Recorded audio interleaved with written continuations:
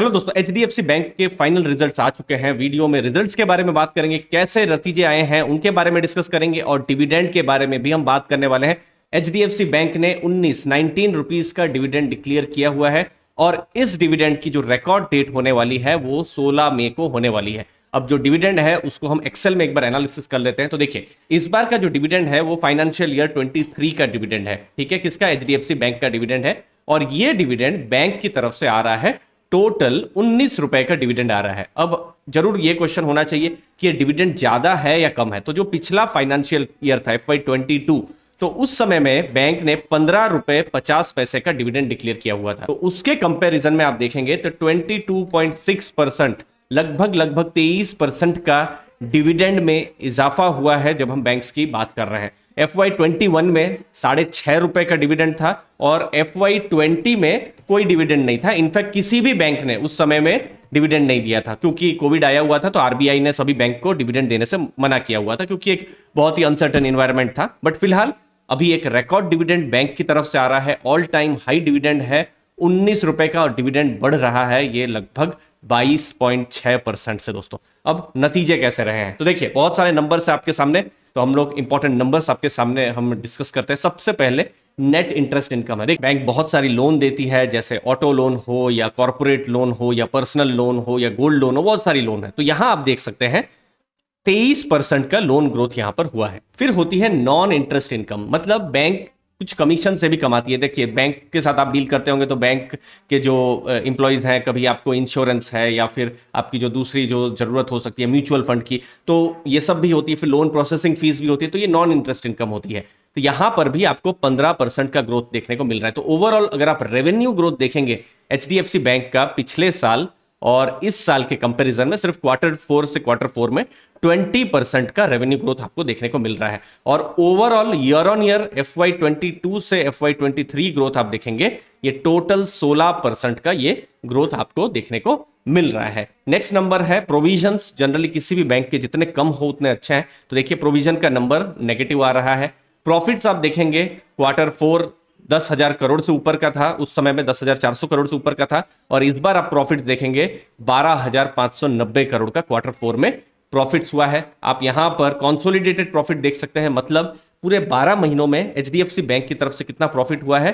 46,000 करोड़ का प्रॉफिट हुआ है, जो कि पिछली बार कितना प्रॉफिट हुआ था, 38,000 करोड़ का प्रॉफिट हुआ है। तो टोटल 21% का प्रॉफिट हुआ है। और हम देख भी रहे हैं डिविडेंड भी लगभग 23% के आसपास बढ़ा हुआ है। तो जैसा जैसा प्रॉफिट बढ़ रहा है, डिविडेंड भी उस हिसाब से बढ़ रहा है। तो जो नंबर्स आए हैं, एक स्ट्रांग मजबूत नंबर आते हुए दिखाई दे रहे हैं। अब देखिए, बैंक है तो बैंक जो लोन्स देती है वहां कैसा ग्रोथ कर रही है, तो वो भी नंबर हम देख लेते हैं। तो लोन ग्रोथ जो है लगभग 17% का पिछले साल और इस साल में हमको देखने को एचडीएफसी बैंक में मिल रहा है। अगला नंबर है डिपॉजिट का नंबर।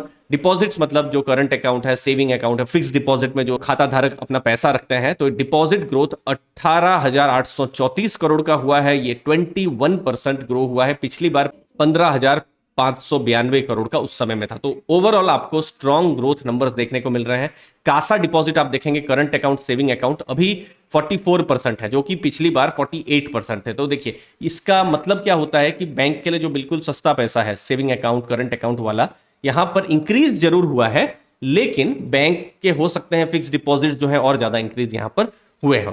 ठीक है, तो इसीलिए देखिए, पिछली बार 48% था, अभी 44% है। जनरली मेरा ऐसा मानना है किसी भी बैंक का एटलीस्ट कासा रेशियो 40% से ऊपर हो, बहुत पॉजिटिव है। अभी बहुत सारे रिजल्ट भी आने वाले हैं, तो आप देखिएगा कोई भी बैंक अगर 35%, 34% या उससे कम का कासा रेशियो रखती है या 30% से नीचे का कासा रेशियो रखती है, तो बहुत ही अच्छा सिग्नल तब नहीं माना जाएगा। ठीक है, क्योंकि बैंक के लिए कासा एक सस्ता पैसा होता है।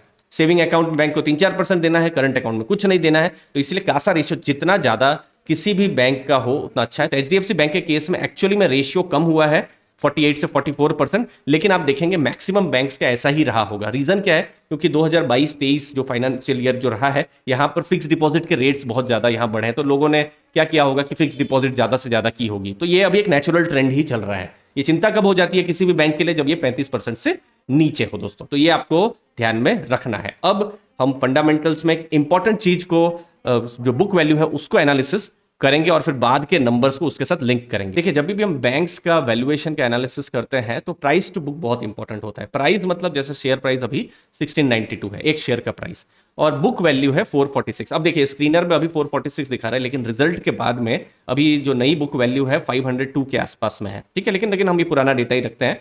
तो बुक वैल्यू को आप ऐसा मान सकते हैं कि कोई भी बिजनेस, ये बैंक ही नहीं, कोई भी बिजनेस का नेट समझ लीजिए बिजनेस एक तरीके से रैपअप हो रहा है, कोई भी बिजनेस, वहां पर लास्ट में शेयर होल्डर के पास एक शेयर की क्या वैल्यू बची, ठीक है, उसको आप बुक वैल्यू मान सकते हैं। बैंक या जो भी कंपनी है उन्होंने सब लोन वापस कर दिए तो उस हिसाब से, ओके। अब बुक वैल्यू यहां पर जो एचडीएफसी बैंक के केस में है 3.8 की है। हिस्टोरिकल उनको क्या बुक वैल्यू उनको मिली हुई है, ये जैसे 10 साल का डेटा है, ये 10 साल का प्राइस टू बुक उनको 4.4 मिला हुआ है, ठीक है। मतलब एक बहुत ही प्रीमियम बुक वैल्यू में एचडीएफसी बैंक ट्रेड हुई है, ठीक है। आप दूसरी बैंक्स को अगर आप कंपेयर करेंगे एचडीएफसी बैंक के साथ, तो एचडीएफसी बैंक का बहुत ही स्ट्रांग बुक वैल्यू जो है, या मार्केट ने एक प्रीमियम दिया हुआ है कि आप ऐसा समझ सकते हैं, कभी भी आप एक शर्ट लेते हैं, आपको कोई टी शर्ट 100 रुपए का भी मिल जाएगा, 200 रुपए का भी मिल जाएगा, 5,000 का भी मिल जाएगा, ठीक है। लेकिन जो 5,000 का जो शर्ट होगा वो बहुत ही प्रीमियम होगा, क्वालिटी होगा। और वही चीज यहां पर एचडीएफसी बैंक में हुई है कि इतने सालों में उनका जो रिजल्ट्स हैं, बिजनेस है, स्ट्रांग रहे हैं, और उसके कारण से प्राइस टू बुक उनको अच्छा मिला है। अगर बहुत सारी जो दूसरी बैंक्स को भी आप देखेंगे, उनको, या मोस्टली मैंने पीएसयूज में देखा है, उनको बुक वैल्यू 1 भी नहीं मिलती है। बहुत कम कंपनियां हैं या बैंक्स हैं जिनको 1.5 का बुक वैल्यू मिला हुआ होता है, और बहुत ही रेयर है जिनको 3 से ऊपर का बुक वैल्यू मिला होता है। तो यहां पर बुक वैल्यू यहां पर मिला हुआ है लगभग, अब तो 500 के ऊपर हो गया है, तो नया डेटा आएगा तो ये तो 3.2 3.3 की बुक वैल्यू हो जानी चाहिए। लेकिन ये जो हाई वैल्यूएशन उनको मिला हुआ है उसको जस्टिफाई करने के लिए क्या एचडीएफसी बैंक, क्या वो प्रीमियम बिजनेस भी कर रही है? ये है 10 साल का डेटा, ये है एडवांसेस का डेटा, मतलब लोन का ग्रोथ कैसा हुआ है। और आप देख सकते हैं इन नंबर्स से 21% CAGR, मतलब ऑलमोस्ट 3.5 साल में जो लोन बुक है वो डबल हुई है एचडीएफसी बैंक के केस में। डिपॉजिट्स या जो फिक्स डिपॉजिट है या फिर सेविंग अकाउंट है, 20% का ग्रोथ यहां पर भी आपको देखने को मिला है। आप एक चीज का जस्ट अंदाजा लगाइए, 2.4 लाख करोड़ का बैंक ने लोन दिया हुआ था 2013 के समय में, और अभी आप देखेंगे 16 लाख करोड़ का लोन उन्होंने दिया हुआ है। किस हिसाब से वो ग्रो कर रहे हैं, और इसके कारण ही, और चूंकि उन्होंने एनपीए भी कंट्रोल में रखे हैं, इसके कारण में उनको वो एक प्रीमियम वैल्यूएशन भी मिला हुआ है। आगे बढ़ने से पहले दोस्तों आप हमारा टेलीग्राम ग्रुप को भी ज्वाइन कर सकते हैं। Q4 के बहुत सारे रिजल्ट्स आएंगे, डिविडेंड्स आएंगे, म्यूचुअल फंड एनालिसिस हम लोग टेलीग्राम ग्रुप में करते रहते हैं। 3000 से ज्यादा की कम्युनिटी है, मुझे उम्मीद है इस कम्युनिटी से आपको भी वैल्यू मिलेगी। मैंने लिंक जो है डिस्क्रिप्शन बॉक्स में दी हुई है। अब नेक्स्ट जो नंबर है नेट इंटरेस्ट मार्जिन, ये पिछले कुछ सालों में एचडीएफसी बैंक का कम हुआ है। इनफैक्ट आप यहां पर जैसे 4 का जो नंबर देख पा रहे हैं, कोर जो नेट इंटरेस्ट मार्जिन है, ये पिछले साल Q4 में था। लेकिन एचडीएफसी बैंक को और पुराना डाटा आप देखेंगे 4.2 4.3 का एनआईएम्स था, लेकिन वो धीरे धीरे कम हो रहा था। लेकिन अगेन अच्छी बात क्या है कि नेट इंटरेस्ट मार्जिन अब धीरे धीरे करके बढ़ रहा है, 4.1 के आसपास आपको देखने को एनआईएम्स मिल रहे हैं। लास्ट में डिस्कस करेंगे ग्रॉस एनपीए और नेट एनपीए। अभी तक हमने जो भी डिस्कस किया, लोन ग्रोथ हो जिसे एडवांस ग्रोथ कहा जाता है, या फिर डिपॉजिट ग्रोथ हो, सब कुछ ग्रोथ होना चाहिए, लेकिन एनपीए में ग्रोथ नहीं होना चाहिए, यहां डी ग्रो होना चाहिए। और यहां आप देख सकते हैं नेट एनपीए 0.3% का है। बहुत ही कम बैंक्स हैं जिनका एनपीए ये 0.3% है। नेट एनपीए, ग्रॉस एनपीए यहां पर इनफैक्ट कम हो रहा है, 1.2% से 1.1% में आ रहा है, जो कि पॉजिटिव है। हमने देखा है प्रोविजंस भी कम हुए हैं, तो एक तरीके से बिल्कुल माना जा सकता है कि जो बैंक है यहाँ पर ग्रोथ भी बहुत तेज कर रही है, और एनपीए भी बैंक के बहुत ही कम यहाँ पर हो रहे हैं। तो एक पॉजिटिव नंबर है। लेकिन बहुत बार होता है ना कि कोई क्लास का स्टूडेंट हो जो बहुत ही तेज बच्चा हो, जो हमेशा 100 में 95 मार्क लाता हो, लेकिन कभी कभी वो 95 से 94 मार्क ले आए, तो क्या कहा जाता है कि देखो ना थोड़ा सा खराब परफॉर्मेंस हो गया है। तो वैसा ही कुछ नंबर है। मैंने जितना सुना है, समझा है, देखा है एनालिसिस करके, कि थोड़ा और एक्सपेक्ट ज़्यादा किया जा रहा था जो नंबर्स आए हुए हैं, बट फर्स्ट कट में ये नंबर स्ट्रांग यहाँ पर दिख रहे हैं। बाकी एनालिस्ट रिपोर्ट्स आएंगी तो हमको और ज़्यादा डिटेल में पता चलेगा। लॉन्ग टर्म उन्होंने एक अच्छा ग्रोथ दिखाया है, अभी भी बैंक एक स्ट्रांग ग्रोथ आपको देखने को मिल रही है। बाकी ब्रोकरेज के क्या टारगेट्स हैं, उनका क्या एनालिसिस है, वो सब लेकर अगले कुछ दिनों में हम लेकर आएंगे। धन्यवाद आपके टाइम के लिए। थैंक यू दोस्तों।